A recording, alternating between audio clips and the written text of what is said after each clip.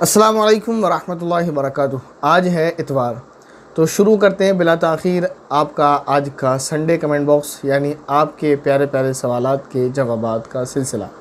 سب سے پہلا سوال ہے ہمارے بھائی ایم ڈی شہزاد انصاری کا۔ سوال کر رہے ہیں مفتی صاحب، کیا مسجد میں اذان دینے کے لیے بالغ ہونا ضروری ہے؟ تو جواب یہ ہے کہ بالغ ہونا ضروری نہیں ہے، سمجھدار ہونا ضروری ہے۔ یعنی اگر کوئی بچہ ہے جس کی عمر 13 سال، 12 سال، 11 سال، حتیٰ کہ 10 سال بھی ہے، لیکن وہ بچہ اگر سمجھدار ہے، پاکی اور ناپاکی کو سمجھتا ہے، اور اسی طرح مسائل جو اس کو بتائے جاتے ہیں ان کو سمجھتا ہے اور ان کی رعایت کرتا ہے، تو وہ اذان پڑھ سکتا ہے۔ اس کے بعد سوال ہے انہی کا دوسرا، کہہ رہے ہیں مفتی صاحب 4 رکعت والی نماز میں 2 رکعت میں اتحیات میں زیادہ دیر بیٹھنے پر سجدہ سہو واجب ہو جاتا ہے؟ بالکل ہو جاتا ہے۔ تو امام صاحب جو نماز پڑھاتے ہیں وہ دوسری رکعت میں مقتدی کے لیے اتنی دیر بیٹھتے ہیں، تو ان پر سجدہ سہو واجب نہیں ہوتا کیا؟ تو میرے یہ سمجھ نہیں آ رہا، شاید جو آپ میں سمجھ رہا ہوں، شاید آپ نے وہی لکھا ہو، میں یہ سمجھ رہا ہوں کہ امام صاحب اتحیات پڑھ لیتے ہیں اور اس کے بعد بیٹھے رہتے ہیں کہ مقتدی اتحیات پڑھ لیں۔ اگر یہ ہے تو پھر غلط ہے معاملہ۔ اگر مسئلہ یہ نہیں ہے بلکہ یہ ہے کہ امام صاحب اتحیات پڑھتے ہیں اور وہ اتنی دیر میں پڑھتے ہیں کہ مقتدی پڑھ کر فارغ ہو جاتے ہیں، تو اس میں تو امام صاحب پر کوئی حرج نہیں ہے، نہ ہی سجدہ صاحب لازم آتا، کیونکہ امام صاحب تو تاخیر کر نہیں رہے بلکہ وہ اپنا اتحیات پڑھ رہے ہیں، چاہے وہ سلولی پڑھتے ہیں اور مقتدی فاسٹ پڑھ کر جو ہے فارغ ہو جاتے ہیں، تو امام صاحب پر سجدہ صاحب واجب نہیں ہوگا۔ اور امام صاحب کے دیر سے پڑھنے کی وجہ سے، لیٹ پڑھنے کی وجہ سے اگر مقتدی پہلے اتحیات پڑھ کر فارغ ہو جاتے ہیں اور انہیں بیٹھے رہنا پڑتا ہے خاموش، تب بھی ان پر سجدہ صاحب واجب نہیں ہوتا۔ لیکن جو صورت میرے پہلے سمجھ آئی تھی یہ کہ امام صاحب اتحیات پڑھ کر فارغ ہو جاتے ہیں اور اس کے بعد بیٹھے رہتے ہیں کہ مقتدی اتحیات پڑھ لیں، تو یہ فعل برا ہے، اس سے سجدہ صاحب واجب ہو جاتا ہے اور اس عمل کو ترک کرنا چاہیے۔ اگر ایسی عادت ہے تو اس عادت کو چھوڑ دینا چاہیے۔ اگر سجدہ صاحب نہیں کیا تو پھر نماز واجب الاعادہ ہوگی، یعنی دوبارہ پڑھنی ہوگی۔ اس کے بعد ہماری بہن شبنم عثمانی سوال کر رہی ہیں، السلام علیکم مفتی صاحب۔ وعلیکم السلام ورحمۃ اللہ وبرکاتہ۔ میرے 2 کوشچن ہیں۔ نمبر 1، سزدج، پتہ نہیں کیا لکھا ہے انہوں نے، کیونکہ یہ اردو کا لفظ نہیں، اس لیے مجھے صحیح پڑھنا نہیں آ رہا۔ اسپیلنگ لکھی ہے SAZDAJ۔ پہلے تو میں سمجھا تھا شاید یہ نام ساجدہ لکھا ہے، ساجدہ جو ہوتا ہے اردو میں، تو میں نے کہا شاید اس کے کوئی معنی ہوں گے، لیکن اس کے بعد ان کا ایک اور کمنٹ آیا، اس میں بھی انہوں نے یہی اسپیلنگ لکھی ہے SAZDAJ۔ تو اس نام کا میرے علم کے مطابق یہ تو کوئی نام ہی نہیں ہے، نہ ہی اس کے کوئی معنی ہے۔ تو انہوں نے نام کا مطلب پوچھا ہے، تو ظاہر ہے میرے علم کے مطابق جب میں کہہ رہا ہوں، میری مکمل تحقیق کے مطابق یہ نام مجھے عربک ڈکشنری میں بھی نہیں ملا، اردو میں بھی نہیں ملا، نہ جانے اس کے کیا معنی ہے، تو یہ نام نہیں رکھنا چاہیے۔ دوسرا سوال ان کا یہ، لڑکی کے لیے کوئی اچھا نام بتائیں پلیز مفتی صاحب۔ تو لڑکی کے لیے اچھا نام کیا ہے؟ آپ ازواج مطہرات میں سے کوئی نام رکھ لیں، خدیجہ رکھ لیں، اسی طرح عائشہ رکھ لیں، یا اللہ کے نبی کی بیٹیوں پر نام رکھ لیں، فاطمہ رکھ لیں، رقیہ رکھ لیں، زینب رکھ لیں، ام کلثوم رکھ لیں، یا اسی طرح ام حبیبہ رکھ لیں، ام سلمہ رکھ لیں، اور میمونہ رکھ لیں۔ بہت سارے اللہ کے نبی صلی اللہ علیہ وسلم کی صحابیات کے نام میں سے جو چاہیں وہ نام آپ رکھ سکتے ہیں۔ اللہ کے نبی کی والدہ کا نام آمنہ تھا، آمنہ رکھ لیں۔ اس کے بعد ہماری بہن ربینہ منصوری سوال کر رہی ہے، مفتی صاحب کیا لڑکی بینی لگا سکتی ہے؟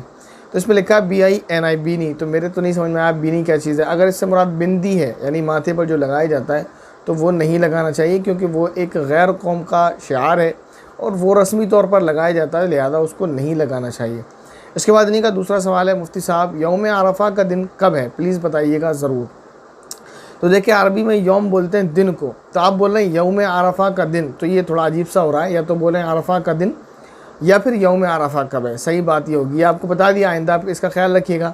اب سوال یہ ہے کہ عرفہ کا دن کب ہے؟ تو جو عید الاضحیٰ ہوتی ہے، یعنی بقرہ عید جس کو ہم بولتے ہیں، جو اسلامی سال کے 12ویں مہینے یعنی ذوالحجہ کی 10ویں تاریخ کو ہوتی ہے، اس سے جسٹ پہلے والا دن یعنی 9 ذوالحجہ، یا یوں کہہ لیں آپ بقرہ عید سے ایک دن پہلے والا دن جو ہوتا ہے وہ یوم عرفہ کہلاتا ہے۔ تو ظاہر ہے جب بقرہ عید ہوگی، جب چاند دکھے گا، ابھی تو جو ہے ذوالقعدہ شروع ہوا ہے، پھر اس کے بعد یہ مکمل ہوگا، پھر اس کے بعد ذوالحجہ آئے گا، اس کا چاند دکھے گا، اسی اعتبار سے آپ کو بتایا جائے گا۔ ابھی تو یہ مان کر چلیں اس میں آپ 37-38 دن ہیں۔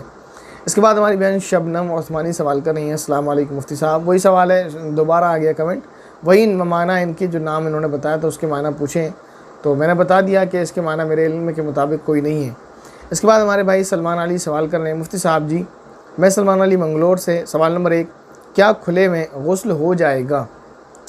غسل تو ہو جائے گا، آپ تالاب میں نہا لیں غسل ہو جائے گا، تالاب کھلا ہوا ہوتا ہے، ندی میں نہا لیں آپ صاف پانی میں غسل ہو جائے گا کیونکہ وہ کھلا ہوا ہوتا ہے۔ لیکن ایسی جگہ پر کھلے میں بے ستر ہو کر، یعنی بالکل کپڑے اتار کر اس طرح نہانا کہ کسی کی نگاہ پڑنے کا امکان ہو، تو یہ درست نہیں ہے۔ پردے میں رہ کر پردے کا خیال رکھتے ہوئے نہایا جائے، یا اگر لنگی وغیرہ یا پینٹ وغیرہ یا آپ جو ہے ٹراؤزر یا کیفری وغیرہ آپ پہنے ہوئے ہیں تو نہا سکتے ہیں، کوئی مسئلہ نہیں ہے۔ اس کے بعد ان کا دوسرا سوال ہے مفتی صاحب جی، سو کر اٹھے اور کپڑے پر کوئی چھوٹا یا بڑا نشان ہے تو کیا اس سے ہمارے اوپر غسل فرض ہو جائے گا؟ مفتی صاحب جی، ہمارے یہاں ایک قاری صاحب نے بتایا ہے کہ غسل فرض ہو جائے گا، آپ بتائیے۔ اس کی چند صورتیں نکلتی ہیں کہ اگر کوئی سو کر اٹھے اور اس کے کپڑے پر یعنی پاجامے پینٹ وغیرہ پر اس کو نشان دکھے، تو اس میں کئی صورتیں نکلتی ہیں، جس میں سے کچھ صورتیں ایسی ہوتی ہیں جس میں غسل فرض ہو جاتا ہے، اور کچھ صورتیں ایسی ہوتی ہیں جس میں غسل احتیاطاً فرض ہوتا ہے، اور کچھ صورتیں ایسی ہوتی ہیں جس میں غسل فرض نہیں ہوتا۔ تو لہذا احتیاط اسی میں ہے، کیونکہ اس کو سمجھائیں گے تو اس میں تفصیل زیادہ ہے، شاید آپ کے ذہن میں بھی نہیں رہے، تو لہذا آپ جو ہے ایسی کنڈیشن میں اٹھ کر غسل کر لیا کریں۔ امام صاحب نے جو آپ سے کہا، قاری صاحب نے، ان کی بات بالکل درست ہے اپنی جگہ۔ اس کے بعد ہمارے بھائی شاہ نواز خان سوال کر رہے ہیں، السلام علیکم۔ وعلیکم السلام ورحمۃ اللہ وبرکاتہ۔ میرا ایک سوال ہے کہ نماز میں ایک سورت سے زیادہ پڑھ سکتے ہیں تو فرض نماز میں، اسی طرح سنت مؤکدہ میں، اسی طرح وطر میں نہیں پڑھنا چاہیے، نفل نماز میں اگر کوئی پڑھنا چاہے تو پڑھ سکتے ہیں، اجازت ہے۔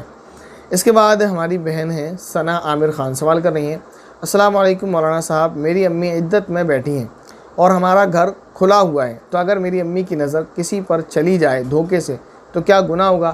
دیکھیں، غلطی سے کسی پر نگاہ پڑ جائے غیر محرم پر، چاہے مرد کی عورت پر پڑے یا عورت کی مرد پر، تو گناہ نہیں ہے۔ اگر غلطی سے پڑ جاتی ہے ایک نظر تو نگاہ ڈالی جائے، کوئی گناہ نہیں ہے، اس میں عدت کا ہونا نہ ہونا کوئی مسئلہ نہیں ہے اس سے۔ اگر غلطی سے نگاہ پڑتی ہے تو کوئی گناہ نہیں، جان بوجھ کر دیکھیں تو پھر وہ گناہ ہے، چاہے دیکھنے والا مرد ہو یا عورت ہو، چاہے وہ عدت میں ہو یا نہ ہو۔ اب ان کا سوال یہ ہے، اور دوسرا سوال، عدت میں کتنے سال کے بچے سے پردہ ہے؟ بالغ غیر محرم سے پردہ ہے۔ بچہ اگر محرم ہے تو چاہے اس کی عمر، چاہے وہ بالغ ہی کیوں نہ ہو، مرد ہی کیوں نہ ہو، جیسے بیٹا ہے، بھائی ہے، والد ہے یا داماد ہے، ان سے پردہ نہیں ہے، ان کی عمر چاہے کتنی ہی کیوں نہ ہو۔